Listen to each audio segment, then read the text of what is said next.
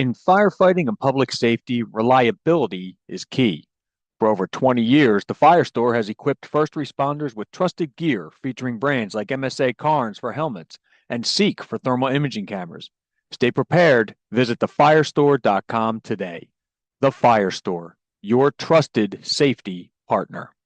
United Safety's Valor First Responder solutions are built for those who protect us. With durable, ergonomic seating for fire trucks and ambulances, advanced air purification to reduce airborne risks, and a dependable vehicle brake lock for added safety on the job, we provide solutions that keep first responders ready and protected. Valor First Responder Solutions, designed for the demands of the front line.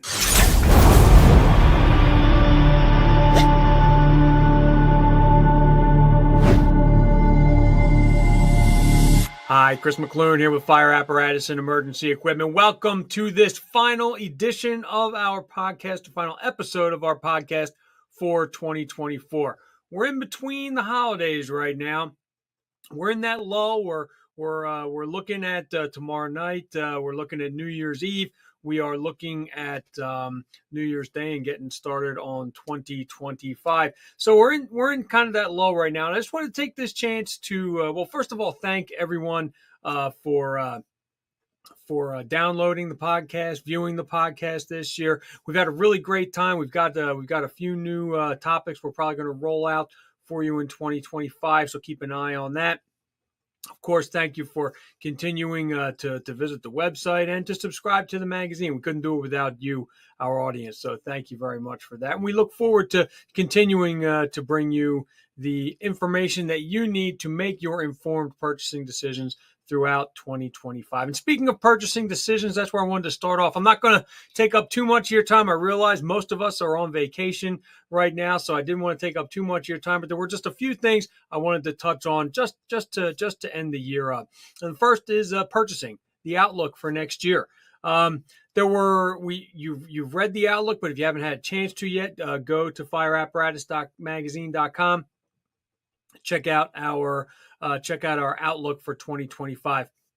I spoke with a number of industry representatives, both from the equipment side, the component side, and the equipment mounting side, and of course, apparatus manufacturers. And they had a number of different pieces of advice. I'm not going to get into a full-blown summary of the article, but just a few points for you to consider next year. And this one is not something that is much different than what we've been experiencing the past few years. But if you are planning a purchase, if you are looking out and saying, okay, not 2025, but next year we're going to need to replace our pumper, make sure that you get started early. Get started early in the process. The lead times are still here. All the apparatus manufacturers are doing what they can to get through it. There are a number of items that are impacting that. Inflation. There are still some disruptions in the supply chain. Most of them have been ironed out, but once in a while there is a fluke where, for whatever reason, one component or another cannot be purchased. Labor's been a pretty major problem across the board. Getting skilled labor for these manufacturing jobs has been a little tough since the pandemic. So understand that, in order to really move these things out the door, we do need skilled labor to do that, and that has been a little bit of a problem. But so get started early because those lead times are still there. Be patient. Patience is really something that we've been preaching over the past few years. We're not quite out of the woods on a lot of this yet. So be patient with your supplier. If you have selected a supplier that you know and that you trust, that patience will be a lot easier to come by. And there was one other item here: explore all options. There are a number of options out there. If you were looking, costs do remain high. But there are ways to get a less expensive rig. One of those ways is to maybe look into a stock rig. Oftentimes you can get them at a lower cost and a little quicker. There are a lot of companies out there doing that right now. So make sure you do your research on that just to learn as much as you can about it. There are a lot of different companies doing that, building some stock rigs, and they're on well-known chassis. Some of the apparatus manufacturers are doing that. There are some other manufacturers that are specializing kind of in the stock rig concept. So make sure you do your homework on that. You may want to think about refurbishment as well. That is also an option. We've talked about rechassying trucks over the years. That is still an option. Might be able to get you something a little faster and for a little bit of a reduced cost. So, go in. If you haven't had a chance yet, read the outlook for 2025. Some important information in there. Kind of, it gets into, we've been in this boat now for, we're coming up on the end of 2024, started at the end of 2020. So, 4 or 5 years here, we've been in this boat, and we're still in it a little bit, but what we didn't have was the why. So what I strived for this year was to get in touch with the manufacturers to explain a little bit more of the why we're faced with this right now.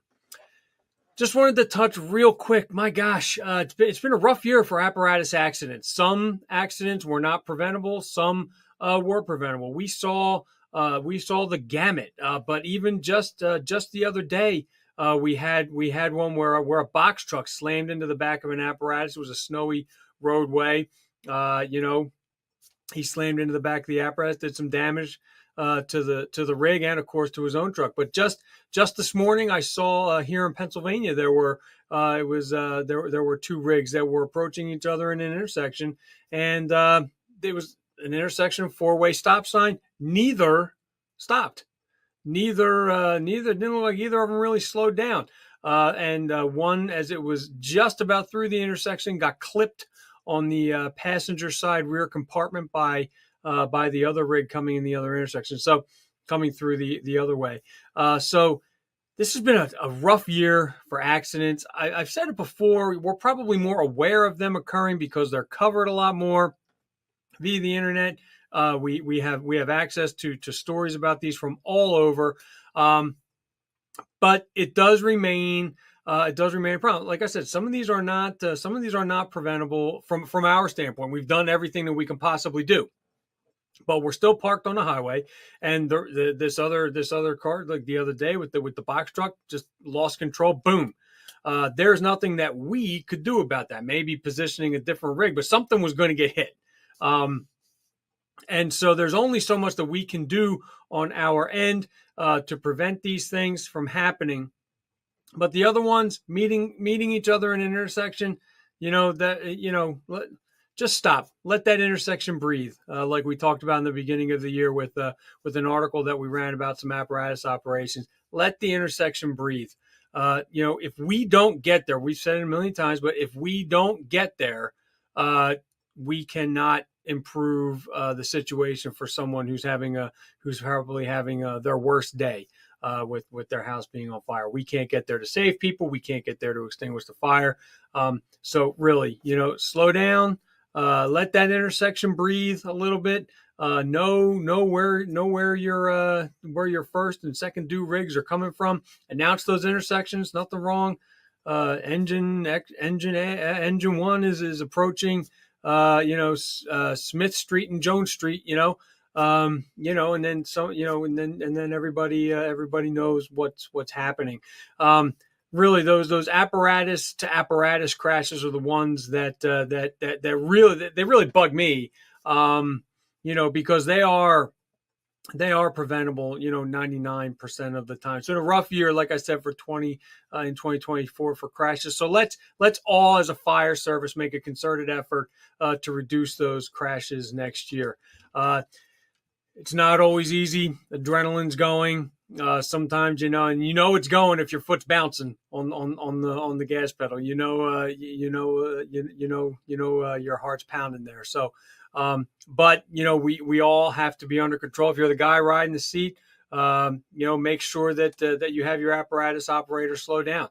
If you're feeling a little antsy, then the drivers around you are going to feel a little antsy, and it's time for you to say, hey, slow it down a little bit. There's nothing wrong with doing that, and no doubt the community at large will appreciate it. So it's been a bad year for the rig crashes, and let's all look at 2025 as an opportunity to reduce that to the extent that we can, especially the ones that are on us. Highway accidents, getting plowed into when other drivers aren't paying attention. We're working on that all the time, but the other accidents we need to the ones that are within our control we need to get on. My third point, as I talked a few minutes ago about the labor shortage, and as you can see today, I'm not wearing a fire apparatus and emergency equipment shirt. I'm wearing my Williamson College of the Trades shirt. My oldest son graduated from here recently out of their horticulture program, and he is an arborist right now. He's loving life. He's climbing trees. I hope he joins the fire company one of these days because he's going to be a great knot guy. He's going to be a great saw maintenance guy. It would be great. So hopefully, Owen, if you ever listen to this, we're looking for you over there. But I wanted to talk about the trades. We talked about how there is a shortage of skilled labor out there, and it is impacting to an extent, apparatus manufacturing or the component manufacturing. If you have a chance to drive some high school kids or even some college kids that might be thinking, man, this really isn't for me, have them think about the trades. Have them think about specializing in one. They usually pay well, and it is an area that's experiencing a little bit of a deficiency in terms of numbers right now. Williamson was a great school for my son. Half the day spent, most of the time, half the day spent in the classroom. The other half, all hands on. It's been great for him. It was a 3-year program. He graduated. He had a job right out of the gate. The career fairs. The Williamson had all the different trade organizations or like businesses that would need the trades come out. They were paying Williamson to display at these career fairs on the campus. So so this was a good program. He ended up with a job right out of the gate. Williamson in particular, it's a special program. If you do get accepted into it, it is a full ride. So not only did he graduated a year before all of his buddies who went to a regular college, he graduated with a job right out of the gate, and he had no debt. Now, not every trade school is going to be like that. But in his case, he's set himself up pretty well. There are any number of trade schools around the United States. I can think of 3 off the top of my head just around here in Pennsylvania, especially those with some horticulture programs. So it's a great way to really get your career, your adulthood started off right. Now, that doesn't mean that I don't want anyone to become firefighters, so don't take it like that. But there are a lot of firefighters do have side jobs and then they are jobs that are trade type jobs, carpenters, electricians. My grandfather, who was a Philadelphia firefighter, he was a watch. He was a watch repairman. So just all kinds of things that are out there that the trades can assist with. But again, now there are manufacturers out there that have developed, some intern programs. They've talked to the trade programs of the local high schools. They have them come in. They try to prep them for joining the workforce at that apparatus manufacturer. They're great programs, but we can't do it if we're not encouraging our high school grads to go into that. So it's really my only other thing. One of the things that is impacting our ability to get these rigs in a decent amount of time, and in sometimes, like if we're short rigs, it's impacting our operations. Part of that issue has been a labor thing. There's more about it in that issue. So part of it are the labor issues that we're encountering. So, welders, because when you think about what goes into fabricating a cab, fabricating a body, this is highly skilled workmanship. and so getting our folks into the trades is a great thing. So figured I'd wear the colors for my son's school here, and just really promote those trades. We need to get people back into it. 4-year colleges are not for everybody. My son who went here, he said he told my wife and I early on, I can't sit behind a desk. That's just not something he was into. Now, me, I have no problem sitting behind a desk, but he has he wants to get out there. He wants to be doing things. And my God, it has just suited him so perfectly. To be out there. That's what he wants to be doing, and to see him take joy in his job, especially at he's only 21, so especially at 21 years old, it's really something special to see. So get those get your kids out there into the trades. We need them.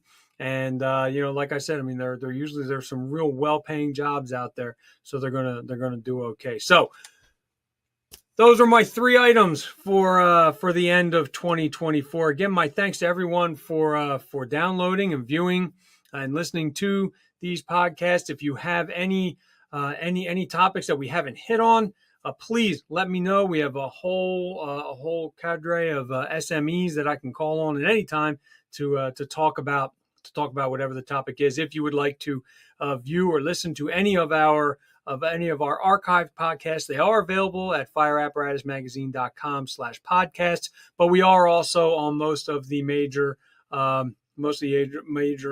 streaming platforms, so you can search for us there. Again, this has been Chris Mc Loone with Fire Apparatus and Emergency Equipment. Happy New Year. Have a good one and stay safe. In firefighting and public safety, reliability is key. For over 20 years, TheFireStore has equipped first responders with trusted gear featuring brands like MSA Carnes for helmets and Seek for thermal imaging cameras. Stay prepared. Visit TheFireStore.com today. The Firestore, your trusted safety partner. United Safety's Valor First Responder solutions are built for those who protect us. With durable, ergonomic seating for fire trucks and ambulances, advanced air purification to reduce airborne risks, and a dependable vehicle brake lock for added safety on the job, we provide solutions that keep first responders ready and protected. Valor First Responder Solutions, designed for the demands of the front line.